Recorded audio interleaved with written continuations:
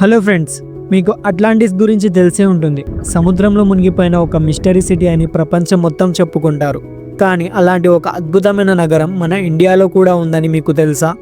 అదే శ్రీకృష్ణుడి ద్వారక. మహాభారతంలో వర్ణించిన బంగారు భవనాలు, ఆకాశాన్ని తాకే గోడలు నిజంగానే ఉండేవని పురాణాలు చెబుతున్నాయి. కానీ అదంతా ఒకే ఒక రాత్రిలో సముద్రంలో మునిగిపోయింది. అసలు సముద్రం అడుగున ఏముంది?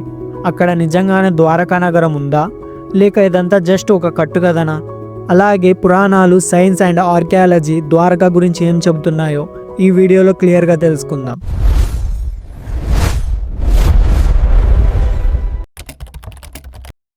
ద్వారకా నగరం యొక్క అసలు కథ ద్వాపర యుగంలో మొదలవుతుంది. జరాసంధుడి దండయాత్రల నుండి తన యాదవ కులాన్ని రక్షించుకోవడానికి శ్రీకృష్ణుడు మధురను వదిలి సురక్షితమైన ప్రదేశానికి వెళ్ళాలని నిర్ణయించుకుంటాడు. అలా ఆయన ఎంచుకున్న ప్రదేశమే గుజరాత్లోని సౌరాష్ట్ర ప్రాంతం. పురాణాల ప్రకారం శ్రీకృష్ణుడు సముద్రదేవుణ్ణి ప్రార్థించి 12 యోజనాల స్థలాన్ని దానంగా పొందాడు. 12 యోజనాలను కిలోమీటర్లో చెప్పాలంటే 156 కిలోమీటర్ల నుండి 174 కిలోమీటర్ల మధ్యలో ఉంటుంది. శ్రీకృష్ణుడు ఈ ద్వారకా నగరం నిర్మించడం కోసం దేవశిల్పి విశ్వకర్మని అడిగారు. దేవశిల్పి విశ్వకర్మ కేవలం ఒక్క రోజులోనే ఈ అద్భుతమైన నగరాన్ని నిర్మించారు. ఇక్కడ భవనాలు బంగారంతో, విలువైన రత్నాలతో తయారు చేశారు. అందుకే ఈ ద్వారకా నగరాన్ని స్వర్ణ నగరి అని పిలుస్తారు. కానీ గాంధారి శాపం మరియు యాదవుల అంతర్యుద్ధం వల్ల శ్రీకృష్ణుడు అవతారం చలించగానే సముద్రం ఉగ్రరూపం దాల్చింది. తాను ఇచ్చిన భూమిని తాను తిరిగి తీసేసుకుంది. దీని వలన ద్వారకా నగరం పూర్తిగా నీట మునిగిపోయింది. ఇలా ద్వారకా నగరం ద్వాపర యుగంలో మొదలై శ్రీకృష్ణుడి మరణంతో సముద్రంలో నీట మునిగిపోయింది. భారతీయ ఆర్కియాలజీ పితామహుడు డాక్టర్ ఎస్ఆర్ రావు ఒక స్ట్రాంగ్ డిసిజన్ తీసుకున్నారు. ఆయన తన అన్వేషణ నేల మీద కాకుండా సముద్రం అడుగున వెతకాలని ఫిక్స్ అయ్యారు. సో 1963లో డక్కెన్ కాలేజీకి చెందిన పురావస్తు శాస్త్రవేత్తలతో కలిసి ద్వారకాలో తవ్వకాలు మొదలుపెట్టారు. కానీ అసలైన సంచలనం 1980లో జరిగింది.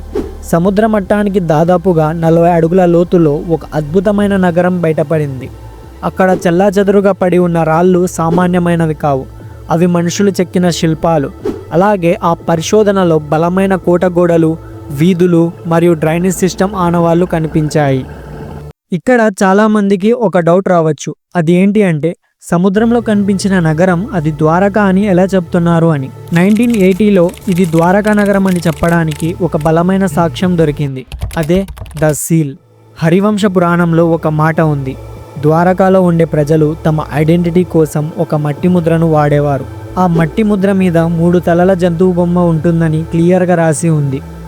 శాస్త్రవేత్తలు సముద్ర గర్భంలో తవ్వకాలు చేస్తున్నప్పుడు సరిగ్గా అలాంటిదే ఒక ముద్ర దొరికింది. దాని మీద కూడా సేమ్ 3 తలల జంతువు బొమ్మ ఉందని శాస్త్రవేత్తలు స్పష్టం చేశారు. అయితే ఇక్కడ ఒక చిన్న వివాదం ఉంది. అది ఏంటి అంటే ఈ నగరం ఏ కాలం నాటిది అని.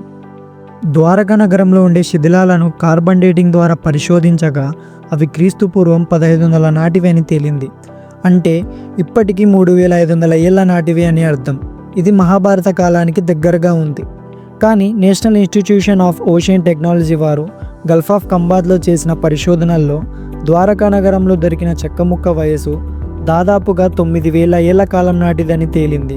దీంతో ద్వారకా నగరం ఏ కాలం నాటిదో అని శాస్త్రవేత్తలు సరిగ్గా ఎస్టిమేట్ చేయలేకపోతున్నారు. కానీ స్టిల్ ఈ ద్వారకా నగరం మీద రీసెర్చ్ జరుగుతుంది. సముద్రంలో దొరికిన ఆ చెక్క ముక్క వయసు నిజంగా 9000 ఏళ్ల కాలం నాటిదేనా?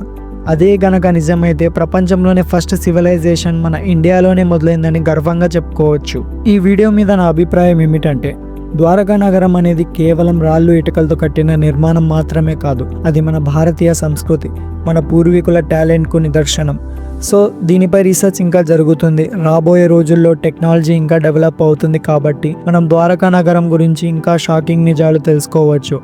అంతవరకు మనం వెయిట్ చేయాలి.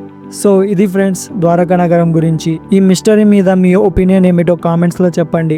నేను చెప్పిన ఇన్ఫర్మేషన్ మీకు నచ్చితే వీడియోని లైక్ చేయండి. మరిన్ని ఇలాంటి ఇంట్రెస్టింగ్ ఇన్ఫర్మేషన్ కోసం మన ఛానల్ని సబ్స్క్రైబ్ చేసుకోండి. ఈ వీడియోకి ఇంతే. జై హింద్.